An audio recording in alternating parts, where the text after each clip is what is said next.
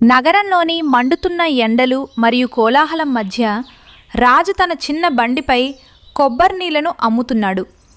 అడవిలో ఉంటున్న తన కుటుంబం ఆకలి తీర్చడం కోసం తన వారికి దూరంగా నగరానికి వచ్చి డబ్బు సంపాదిస్తున్నాడు. అక్కడ అడవిలో వాతావరణం వేగంగా మారిపోతోంది. నల్లటి మేఘాలు ఆకాశాన్ని చుట్టుముట్టాయి. గాలులలో ఒక భయంకరమైన సప్పుడు వినిపిస్తోంది. రాజు చెమటతో తడిసి ముద్దవుతూ ఒక కస్టమర్కు కొబ్బరి నీళ్లు ఇస్తాడు. తీసుకోండి సార్, అచ్చం తేనెలాంటి తీయటి నీళ్లు, మీ అలసటంతా పోతుంది. ఆ కస్టమర్ నీళ్లు తాగి వెళ్ళిపోతాడు. రాజు ఆకాశం వైపు చూస్తాడు. అడవి వైపు వర్షం మొదలయ్యేలా ఉంది.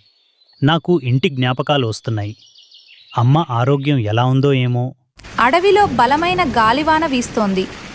రాజు పాత గూడు గాలికి ఊగిపోతోంది. మూలలో ముడుచుకుని కూర్చున్న వాళ్ల అమ్మ గట్టిగా దెగ్గుతోంది. రేణు, గాలి చాలా బలంగా వీస్తోంది. ఎక్కడ పైకప్పు ఎగిరిపోతుందో అని భయంగా ఉంది. అమ్మా, నాకు భయమేస్తోంది. వర్షపు చుక్కలు లోపలికొస్తున్నాయి. భయపడకు మీనా, నేనున్నాను కదా. అమ్మా, మీరీ దుప్పటి కప్పుకోండి. మీ మందులు కూడా అయిపోయాయి. వర్షం ఇంకా ఎక్కువైతే చాలా కష్టమవుతుంది. నేను ఎలాగైనా రాజుగారికి ఈ విషయం తెలియచేయాలి. రేణు ఆ తుపానులో ఎగురుతూ అతి కష్టం మీద బాలుకాకి దగ్గరకు చేరుకుంటుంది. బాలు తన ఇంట్లో కూర్చుని ఉన్నాడు. బాలు అన్నయ్యా, బాలు అన్నయ్యా. అరే రేణు, ఇంత గాలివాన్ను నువ్వు ఇక్కడికొచ్చావా? అంతా సవ్యంగానే ఉంది కదా. లేదు అన్నయ్యా, అమ్మ ఆరోగ్యం చాలా పాడైంది. ఇంట్లో నీళ్లు కారుతున్నాయి. దయచేసి మీ ఫోన్ నుండి రాజుగారితో ఒక్కసారి మాట్లాడించండి. బాలు వెంటనే తన చిన్న ఫోన్ తీసి రాజుకు ఫోన్ చేస్తాడు. హలో బాలు. రాజుగారు, మీరు త్వరగా ఇంటికి వచ్చేయండి. అమ్మకు చాలా జబ్బు చేసింది. అడవిలో పెద్ద తుపాను వచ్చింది. మన ఇల్లు ఈ వర్షానికి తట్టుకోలేకపోవచ్చు. ఏమిటి, అమ్మకు ఒంట్లో బాగోలేదా? నువ్వు కంగారు పడకు రేణు, నేనిప్పుడే బయలుదేరుతున్నాను. నా దగ్గర ఉన్న కొబ్బరి బొండాలన్నింటినీ కూడా వెంట తెచ్చుకుంటున్నాను. వాటిని ఇక్కడ వదిలేయలేను. నేను వచ్చేస్తున్నాను. రాజు గుండె వేగంగా కొట్టుకోసాగింది. అతను తన సంపాదన గురించి ఆలోచించలేదు. తన దగ్గర ఉన్న కొబ్బరి బొండాల బరువుతోనే ఎగరడం మొదలుపెట్టాడు. గాలి అతన్ని వెనక్కి నెడుతోంది. కానీ అమ్మ అనారోగ్యం మరియు కుటుంబం పట్ల ఉన్న చింత అతనికి రెట్టింపు శక్తిని ఇస్తున్నాయి. రాజు లోపలికి వస్తాడు. కానీ గూడు అంతా తడిసిపోయి ఉండటం గమనిస్తాడు. వాళ్ళ అమ్మ చలికి వణికిపోతోంది. అమ్మా, నేను వచ్చేశాను. చూడు, నీకోసం నగరం నుండి వచ్చాను. వచ్చేసావా నాయనా? ఇక నాకు ఏమీ కాదు. నువ్వు బాగా తడిసిపోయావు. ముందు ఒళ్ళు తుడుచుకో. అమ్మా, నీ శరీరం నిప్పులా కాలిపోతోంది. నేను ఇప్పుడే వెళ్ళి నగరం నుండి మందులు తీసుకువస్తాను. వద్దు బిడ్డ, బయట కుండపోత వర్షం కురుస్తోంది. అంతా చీకటిగా ఉంది.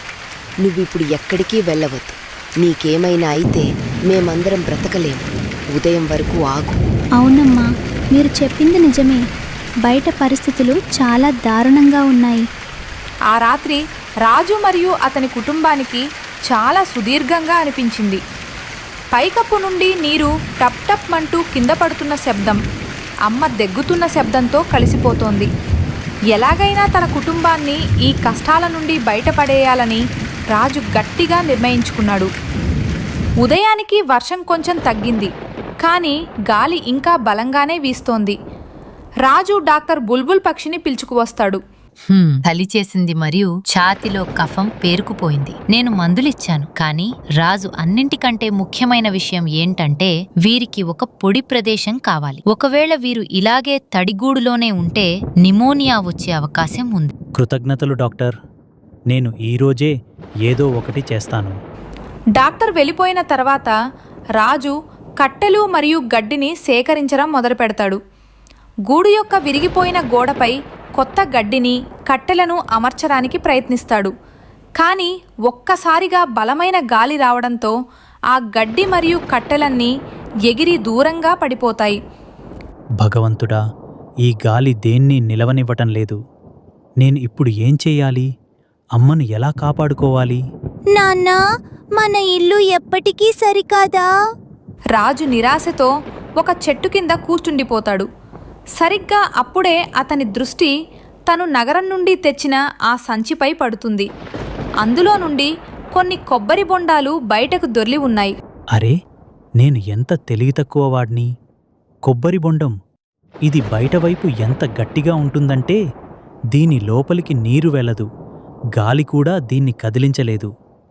నేను పక్కనే ఉన్న ఊరి నుండి కొంచెం సిమెంట్ తీసుకురావాలి. ఈరోజు నేను ఎటువంటి తుపాను కూడా కదిలించలేని ఒక ఇంటిని నిర్మిస్తాను.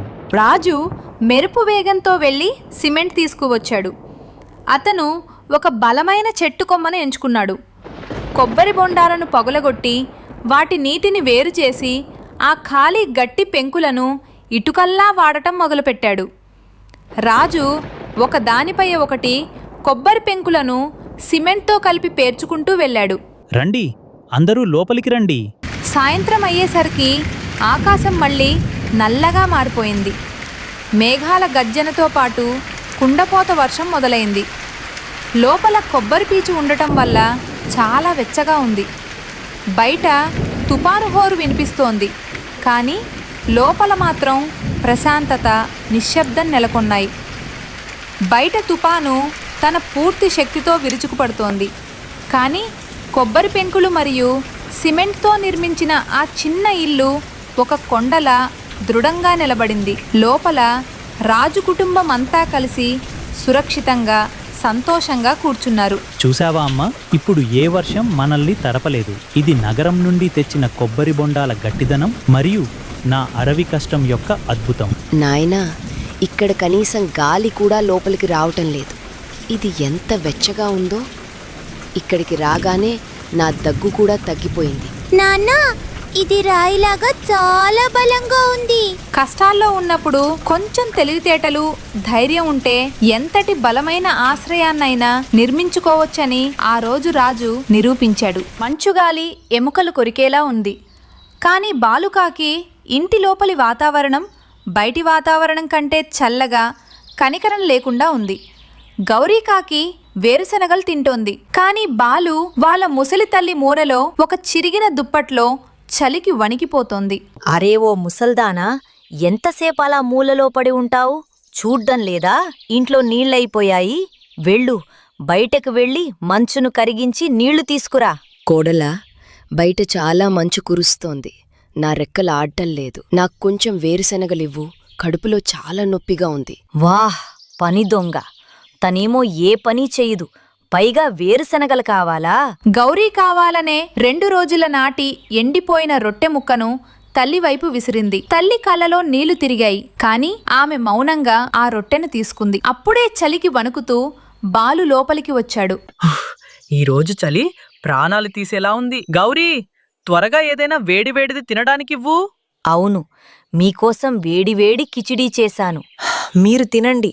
కాని మీ అమ్మ ఉందే, ఇది నన్ను ప్రశాంతంగా బతకనివ్వటం లేదు. రోజంతా దగ్గుతూనే ఉంటుంది. అమ్మా, నువ్వు కొంచెం మెల్లగా దిగ్గలేవా? గౌరీకి ఇబ్బందిగా ఉంది. తల్లి మనసులో ఒకటే మాట మెదులుతోంది. ఆమె దగ్గర పూర్వీకుల నుండి వస్తున్న ఒక మాయా వెండి నాణెం ఉంది, కానీ ఎవరైనా తనను మనస్ఫూర్తిగా ప్రేమిస్తేనే దాని శక్తి నిద్రలేస్తుంది. కొడుకు కూడా మారిపోయాడు. నా దగ్గర పూర్వీకుల నుండి వస్తున్న ఆ మాయా వెండి నాణెం ఉంది, కాని ఎవరైనా నన్ను మనస్ఫూర్తిగా ప్రేమిస్తేనే దాని శక్తి నిద్రలేస్తుంది. ఇక్కడ నాకేం విలువలేదు. సాయంత్రం అయ్యేసరికి బయట మంచు తుఫాను ఉధృతమైంది. గౌరీ ఇల్లు ఊడుస్తూ కావాలనే ఒక మట్టి పాత్రను కింద పడేసి ఆ నెపాన్ని తల్లి మీద నెట్టేసింది.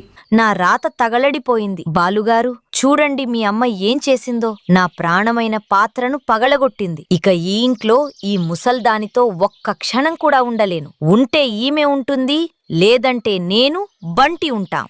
అమ్మా, ఇక చాలు. నీ వల్ల నా కుటుంబంలో గొడవలు జరుగుతున్నాయి. బిడ్డా, నేను ఏమీ చేయలేదు. ఆ పాత్ర గౌరీ రెక్క తగిలే. ఆగు, ఒక్క ముక్క కూడా మాట్లాడకు. నీ సామాను సర్దుకుని ఇక్కడి నుండి వెళ్ళిపో. బిడ్డా, బయట తుఫానుంది. నేను చచ్చిపోతాను. అయితే చావు. మాకైనా ప్రశాంతత దొరుకుతుంది. బంటి, మీ నానమ్మ పాత మూటను బయటకు విసిరే. బాలు మరియు గౌరీ కలిసి ముసలి తల్లిని నెట్టుకుంటూ మంచులో ఇంటి బయటకు గెంటివేశారు. తల్లి ఆ మంచుగారిని తట్టుకుంటూ పక్కనే ఉన్న చెట్టుపై నివసించే పావురం మరియు ప్రియా పావురం దగ్గరకు చేరుకుంది. ప్రియా తల్లి, తలుపు తీ. అమ్మగారు, మీరు ఈ స్థితిలో ఉన్నారేంటి? ఏమైంది? బాలు మరియు గౌరీ నన్ను బయటకు గెంటివేశారు. నన్ను కాపాడు. పద ప్రియా, మనం ఇప్పుడే బాలింటికెళ్దాం. ఇది అన్యాయం. వారు ముగ్గురూ కలిసి బాలు ఇంటికి వెళ్లారు. ప్రియా గట్టిగా తలుపు తట్టింది. బాలు, నీకు సిగ్గుగా లేదా? నీ ముసలి తల్లిని ఈ తుఫాన్లో బయటకు గెంటివేస్తావా? గౌరీ చేతిలో కర్ర పట్టుకుని బయటకు వచ్చింది. ఏ ప్రియా, మాకు నేర్పిస్తావా? ఇక్కడ్నుండి మర్యాదగా వెళ్ళిపో, లేదంటే నీకు కూడా పట్టే గతి ఏంటో నువ్వు ఊహించలేవు. గౌరీ కర్రతో ప్రియా మీద దాడి చేసింది. ఇక బాలు వారిని అక్కడ నుండి వెళ్ళిపోమ్మని గర్జించాడు. పావురం, మీరు కూడా వెళ్ళిపోండి, లేదంటే మర్యాదగా ఉండదు. ఇది మా వ్యక్తిగత విషయం. ప్రియా పావురం మరియు పావురం వేరే దారి లేక ఆ తల్లిని తమ గూటికి తీసుకువచ్చారు. కాని తాము కూడా ఆమెను ఎల్లకాలం ఉంచుకోలేమని తమ నిస్సహాయతను వ్యక్తపరిచారు. అమ్మగారు, మా ఇల్లు చాలా చిన్నది. ఈ రాత్రికి మీరు ఇక్కడ ఉండండి. కానీ మమ్మల్ని క్షమించండి. మేం మిమ్మల్ని ఎల్లకాలం ఇక్కడ ఉంచుకోలేము. మరుసటి రోజు మంచు కురవటం కొంచెం తగ్గింది. కాని చలి మాత్రం అలాగే ఉంది. ముసలి తల్లి ఒక ఎండిపోయిన చెట్టు కింద మంచు మీద కూర్చుని తన పాత మూటను గుండెలకు హత్తుకుని ఏడుస్తోంది. అప్పుడే రేణుపిచ్చుక అక్కడి నుండి వెళ్తోంది. ఆమె చాలా పేదది మరియు గింజల వేటలో బయటకు వచ్చింది. ఈమె బాలు వాళ్ళ అమ్మ కదా? అమ్మమ్మగారు, అమ్మమ్మగారు, కళ్ళు తెరవండి. మీరిక్కడ మంచులో ఎందుకు కూర్చున్నారు? నన్ను నా కొడుకే బయటకు పంపించేశాడు. నాకు వెళ్ళడానికి వేరే చోటు లేదు. ఆ తల్లిని చూడగానే రేణు కళ్ళలో నీళ్లు తిరిగాయి. ఆమె తన చిరిగిన సాలువాను ఆ తల్లిపైన కప్పి, మీరు చింతించకండి. నా ఇల్లు చిన్నది. నేను పేదదాన్నే కావచ్చు. కానీ నా మనసులో మీకు చాలా చోటు ఉంది. మీరు నాతో రండి. ఆసరా ఇచ్చి తన ఇంటికి తీసుకువెళ్ళింది. రేణు ఇల్లు మట్టి మరియు పుల్లలతో నిర్మించబడింది. అక్కడ ఆమె 2 పిల్లలు మీనా మరియు చింటూ ఆకలితో అలమటిస్తున్నారు. అమ్మా, నువ్వొచ్చేసావా? తినడానికి ఏమైనా తెచ్చావా? అవును బిడ్డా, ఇదిగో చూడు. ఈరోజు మన ఇంటికి అమ్మమ్మ కూడా వచ్చారు. రేణు తాను సేకరించిన కొద్దిపాటి గింజలను వండింది. తన వంతు ఆహారాన్ని కూడా ఆమె ఆ తల్లికి ఇచ్చేసింది. అమ్మమ్మగారు, ఇది తీసుకోండి. వేడివేడిగా ఉంది. తల్లి, నీ భాగం తిండి నాకిచ్చేశావా? మరి నువ్వేం తింటావు? మిమ్మల్ని తింటున్నది చూస్తుంటేనే నా కడుపు నిండిపోయింది. రోజులు గడిచే కొద్దీ రేణు పనికి వెళ్లేది మరియు ఆ తల్లి పిల్లలను జాగ్రత్తగా చూసుకునేవారు. ఆమె వారికి కథలు చెబుతూ వంటగదిని చక్కదిద్దేవారు. పిల్లలు ఇప్పుడు ఆమెను సొంత నానమ్మ కంటే ఎక్కువగా ప్రేమిస్తున్నారు. రేణు తన స్తోమతకు మించి ఆ తల్లికి సేవ చేసేది. ఒక రాత్రి బయట భయంకరమైన తుఫాను వస్తోంది మరియు ఇంటి పైకప్పు నుండి నీరు కారుతోంది. రేణు ఇంట్లో ఉన్న చివరి పొడి దుప్పట్టిని ఆ తల్లికి కప్పి తను ఒక మూలలో ముడుచుకుని కూర్చుంది. ఆ తల్లి కళ్ళ నుండి ఒక కన్నీటి చుక్కరాలి ఆమె మూటపై పడింది. అకస్మాత్తుగా ఆ మూటలో ఉన్న వెండి నాణెం గొప్ప వెలుగుతో మెరవడించింది. ఆ నాణెం గాలిలోకి ఎగిరింది మరియు చూస్తుండగానే మట్టి గోడలు వెండిగా మారిపోయాయి. కారుతున్న పైకప్పు దృఢమైన మరియు మెరిసే వెండితో తయారైంది. హే భగవంతుడా, ఇదంతా ఏమిటి? ఇది నా వెండి నాణెం మహిమ తల్లి. నిస్వార్థంగా సేవ చేసే మనసు కోసం ఈ నాణెం వెతుకుతోంది. బాలు, గౌరీ నన్ను వదిలేశారు. కాని నువ్వు మాత్రం నన్ను నీ తల్లిలా భావించావు. ఇప్పుడు ఈ వెండి మహల్ నీదే. రేణు మరియు పిల్లలు సంతోషంతో ఆ తల్లిని గట్టిగా కౌగిలించుకున్నారు. రేణుపిచ్చుక ఇల్లు వెండి ఇల్లుగా మారిపోయిందనే వార్త అడవిలో వ్యాపించింది. ఈ విషయం బాలు మరియు గౌరీలకు తెలియగానే వారు దురాశతో అక్కడికి చేరుకుని క్షమాపణలు కోరుతున్నట్లు నాటకమాడారు. అమ్మా, ఓ నా ప్రియమైన అమ్మా, మేం వచ్చేశాం, మమ్మల్ని క్షమించు. మా వల్ల చాలా పెద్ద తప్పే జరిగిపోయింది. అవును అమ్మమ్మగారు, మీ చింతలో నాకు రాత్రంతా నిద్రపట్టలేదు. పదండి, ఇప్పుడు మీ అసలింటికి వెళ్దాం, లేదా మేమే ఇక్కడే మీతో కలిసి ఉంటాం. అక్కడే ఆగిపోండి. ఒక్క అడుగు ముందుకు వేసిన ఖబర్దార్. అమ్మా, నేను నీ కొడుకుని. మనది రక్త సంబంధం. తుఫానులో నన్ను చావమని వదిలేసిన రోజే రక్త సంబంధాన్ని మీరు తెంచేసుకున్నారు. ఈ రేణు పరాయిదే కావచ్చు, కాని నువ్వు ఎప్పుడూ ఇవ్వని గౌరవాన్ని తను నాకిచ్చింది. కానీ అమ్మమ్మగారు, ఆ నాణెం ఈ నాణెం మమకారం మరియు సేవ అనే భాషను మాత్రమే అర్థం చేసుకుంటుంది, అత్యాశను కాదు. మీరు గనక ఇక్కడ ఆగితే ఈ వెండి కరిగి మీ మీద పడుతుంది. ఇక్కడి నుండి పారిపోండి. ముసలి తల్లి వారిని అక్కడ నుండి తరిమివేసింది. బాలు మరియు గౌరీలకు తమ పాపానికి తగిన శిక్ష లభించింది. వారు ఇప్పటికీ అదే పాత విరిగిపోయిన ఇంట్లో ఒకరితో ఒకరు గొడవ పడుతూనే ఉన్నారు. మరోవైపు రేణుపిచ్చుక, ఆమె పిల్లలు మరియు ఆ అమ్మమ్మ ఆ అందమైన వెండి ఇంట్లో నవ్వుతూ సంతోషంగా నివసించసాగారు. ఆ గడ్డకట్టే చలిలో కూడా రేణుపిచ్చుక ఇల్లు